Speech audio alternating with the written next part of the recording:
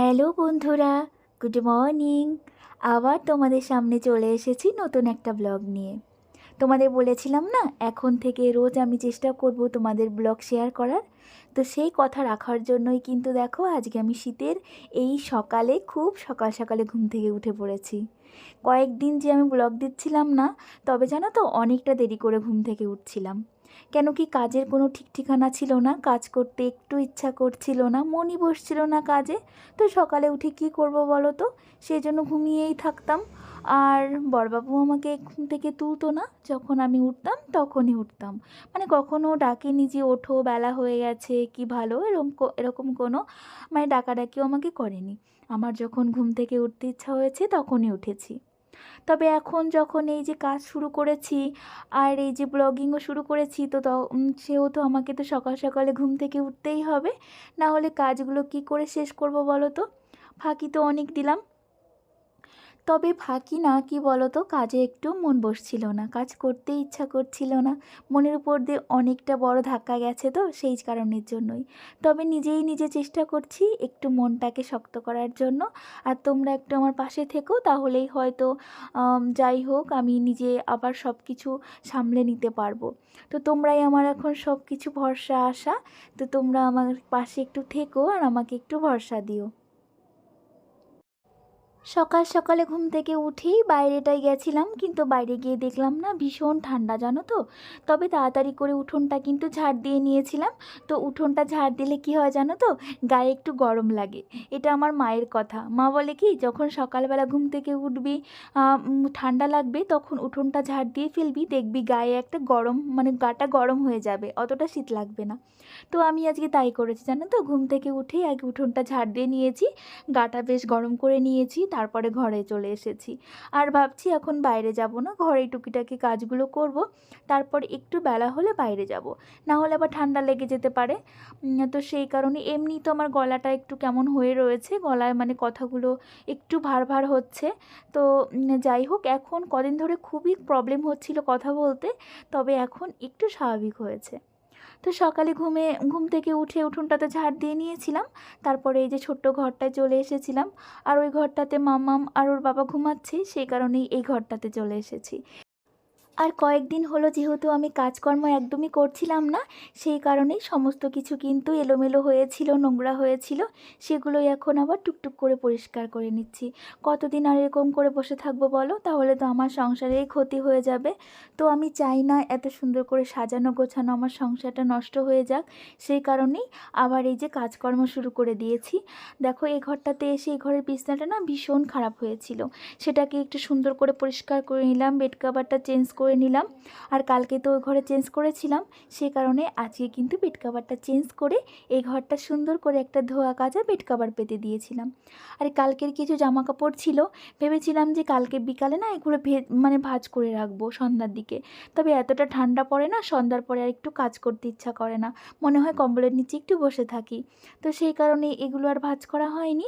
তাই ভাবলাম আজকে সকাল সকাল এগুলো ভাঁজ করে ফেলি, না হলে যদি আবার ভাবি সন্ধ্যার দিকে ভাঁজ করব, তাহলে ওই যে আবার আলসেমি হয়ে যাবে, মানে ভাঁজ করতে ইচ্ছা করবে না, শীতের জন্য কম্বলের নিচে গেলে আর বেরোতে ইচ্ছা করবে না। তাই এখন ভালো করে ভাঁজ টাজ করে সুন্দর করে গুছিয়ে রেখে দিই। আর এই যে মাম্মামের জামা কাপড়গুলো ওই ঘরে নিয়ে যাই, ওই ঘরে মাম্মামের ওয়ার্ড্রপে রেখে দেবো। এই দেখো তোমাদের সঙ্গে কথা বলতে বলতে কিন্তু মোটামুটি আমার ঘর গোছানো হয়ে গেছে, আবার জামা কাপড়গুলোও গোছানো হয়ে গেছে। এখন আমি টুকটুক করে ঘরটা ঝাড় দিয়ে নেব। আশমিনা খান, তুমি আমাকে কমেন্টস করেছো যে আমি যে তোমার কমেন্টের উত্তর দিয়েছি তাতে তুমি ভীষণ খুশি হয়েছো, তুমি ভাবতেই পারোনি যে তোমার কমেন্টের আমি উত্তর দেব। কেন বুনু, তুমি এত কষ্ট করে আমার ভিডিওগুলো দেখো, তোমার সময় নষ্ট করে, আর এত সুন্দর করে কমেন্টস করো, কেন আমি পড়বো না বলো তো? তোমরাই তো আমার সব, তাহলে তোমাদের কমেন্টস কেন আমি পড়বো না বলো? তুমি লিখেছো তোমার বাড়ি হচ্ছে গুজরাটে, আর ওই যে টেরির কথা লিখেছিলে।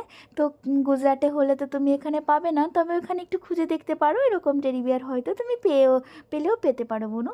তো তুমি আমাকে আজকেও একটা বড় একটা কমেন্টস করেছো, সেই জন্য তোমাকে অনেক অনেক ধন্যবাদ বোনো। তো এইভাবেই এই দিদিটার পাশে থেকে যেও আর প্রত্যেক দিনের ভিডিওগুলো দেখো, তাহলে আমার খুব ভালো লাগবে। আর একটা মিষ্টি করে কমেন্টস করে দিও, তাহলে আরও বেশি ভালো লাগবে। তোমরা কে কী ভাবো, কে কী বলো আমি জানি না। তবে কি বলো তো, ঘর গোছাতে আমার ভীষণ ভালো লাগে জানো তো। ঘর সাজাতে, নতুন নতুন জিনিস কিনতে ঘরের, এগুলো কিন্তু আমার খুব ভালো লাগে। তবে ছোটোবেলার থেকেই আমি ঘর গোছাই, বিয়ের আগেও কিন্তু ও বাড়িতে আমি সুন্দর করে ঘর গোছাতাম। আর বিয়ের পরে তো এখন তো আলাদাই একটা, মানে কি বলবো, একটা অধিকার।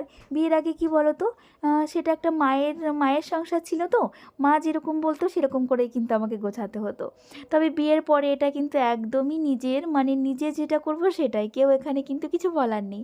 তবে বিয়ের আগে কিন্তু মা বলতো যে এটা এখানে রাখবি, এটা এখানে এটা করবি, এটা কিন্তু মায়ের অর্ডার নিয়ে আমাকে সমস্ত কিছু করতে হতো। কিন্তু এখন কিন্তু একদমই নিজের মনের মতন করে সমস্ত কিছু করি, আর নিজের ইচ্ছা মতোই সমস্তটা করি। আমার হাজব্যান্ড কিন্তু আমাকে কখনোই কিছু বলে না যে এটা করলে কেন, এটা এখানে রাখলে কেন, এটা এখানে রাখবে না, এরকম কিন্তু কখনোই বলে না।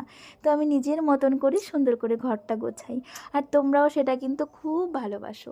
তো এদিকে দেখো আমি কিন্তু ফ্রেশ হয়ে নিয়েছিলাম, আর সকালের যে কালকের যে জামাটা ছিল সেটাও ছেড়ে নিয়ে নতুন একটা নাইটি পরে নিয়েছি। তারপরে যে রান্নাঘরে এসেছি, আর সকালে কিন্তু চা বানিয়ে খেয়েও নিয়েছি। সেটা তোমাদের সঙ্গে শেয়ার করলাম না। আর আজকে সকালে ওদিকে ভাত বসিয়েছি, আর এদিকে একটু বেগুন ভাজা করে নিচ্ছি। আজকে যেহেতু শনিবার, সেহেতু ডিম ভাজা, ডিম সিদ্ধ এগুলো তো করতে পারবো না, সেই জন্য একটু ডিম ভাজা বেগুন ভাজা করে নিচ্ছি। তো এদিকে বেগুন ভাজাটা বসিয়ে দিই, আমি আবার এদিকে চলে এসেছি তুলসী তলাটা লেপে নিতে। আজকে যেহেতু শনিবার, সেজন্যই কিন্তু তুলসী তলাটা আমাকে লেপতেই হবে। তাই এই যে বেগুন ভাজাটা বসিয়ে দিয়ে আমি কিন্তু তুলসী মণ্ডপটা লেপতে চলে এসেছি। এর আগের কোনো একটা ব্লগে আমি তোমাদেরকে জিজ্ঞাসা করেছিলাম, আমার যে এই যে তুলসী মণ্ডপটা, এটার কি গাটা আমি মাটি দিয়ে লেপে দেবো না এমনিতেই থাকবে। তো তোমরা আমাকে অনেকেই কমেন্ট করেছিলে যে দিদি ভাই তুমি মাটি দিয়ে গাটা লেপে দাও, তাহলে বেশি সুন্দর লাগবে। তো তোমাদের কথা মতন আজকে আমি মাটি দিয়ে এটা গাটা সুন্দর করে দেখো লেপে দিচ্ছি। আর লেপার পরে কিন্তু অনেক সুন্দর লাগছিল জানো তো। আজবিনা বুনু, সারা বুনু, ডলি বুনু, তোমরা তিনজন আমাকে জিজ্ঞাসা করেছো যে আমি কেমন আছি।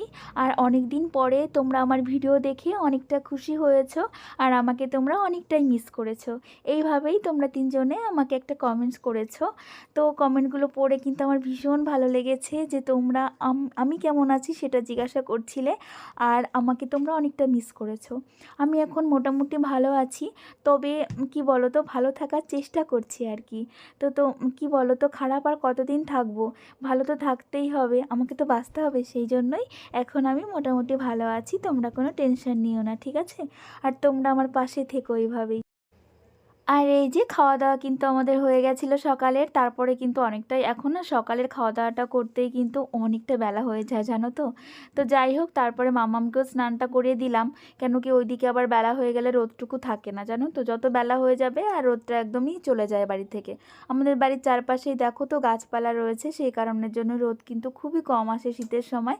তো ওই জন্য মাম্মামকে রোদ থাকতে থাকতে একটু স্নান করিয়ে দিলাম, আর এই জায়গাটায় খুব সুন্দর রোদ আসে, সেই জন্য স্নান করিয়ে মাম্মামকে এই জায়গাটায় বসিয়ে দিলাম।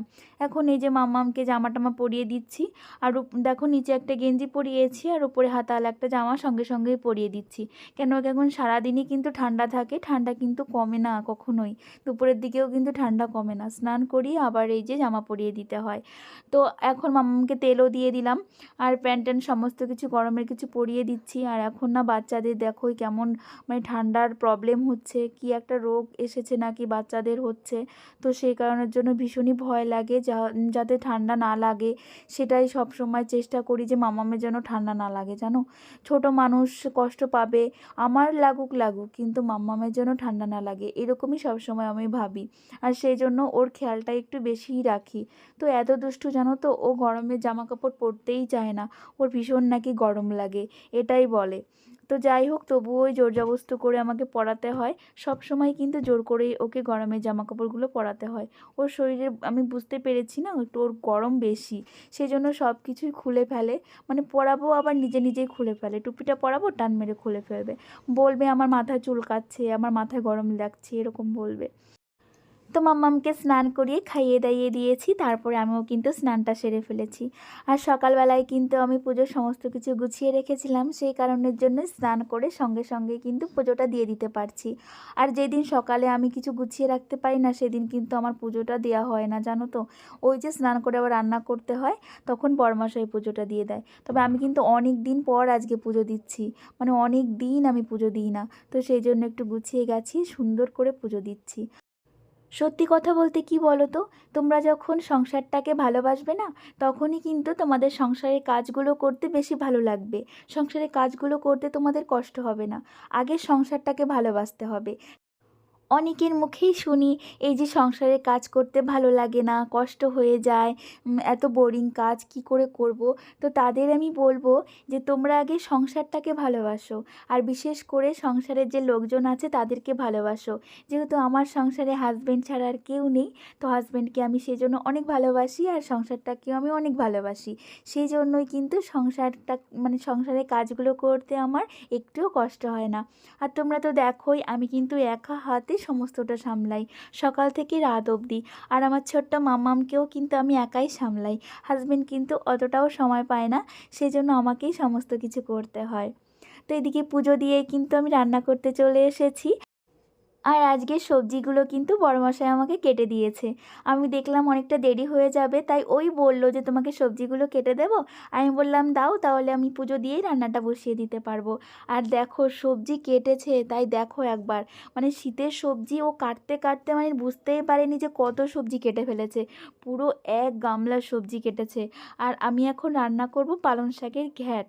মানে পালং শাকের ঘ্যাট আর কি রান্না করব, দেখো সবজিতেই আমার কড়াই ভরে গেছে পুরো।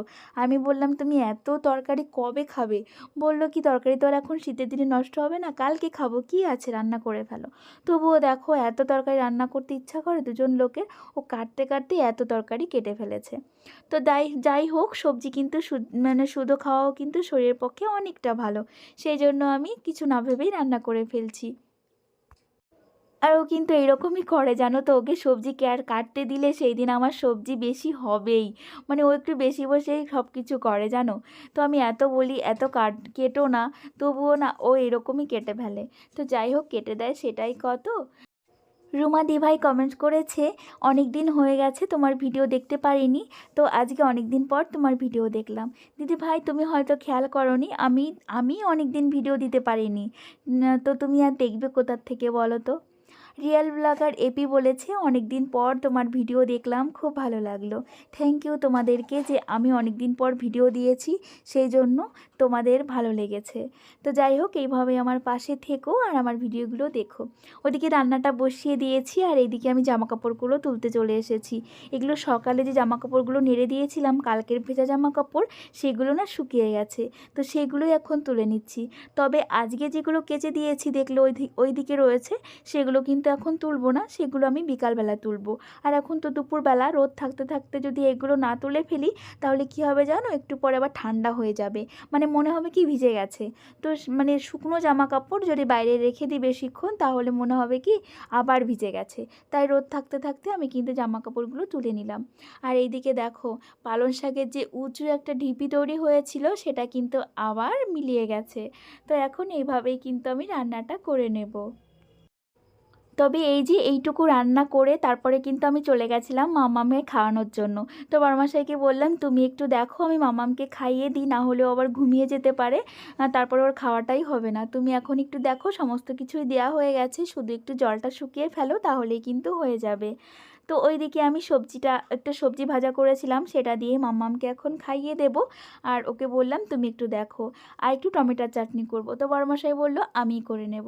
তো আজকের ব্লগটা আমি এখানেই শেষ করব। তোমরা সবাই ভালো থেকো, তোমাদের সবাইকে টাটা।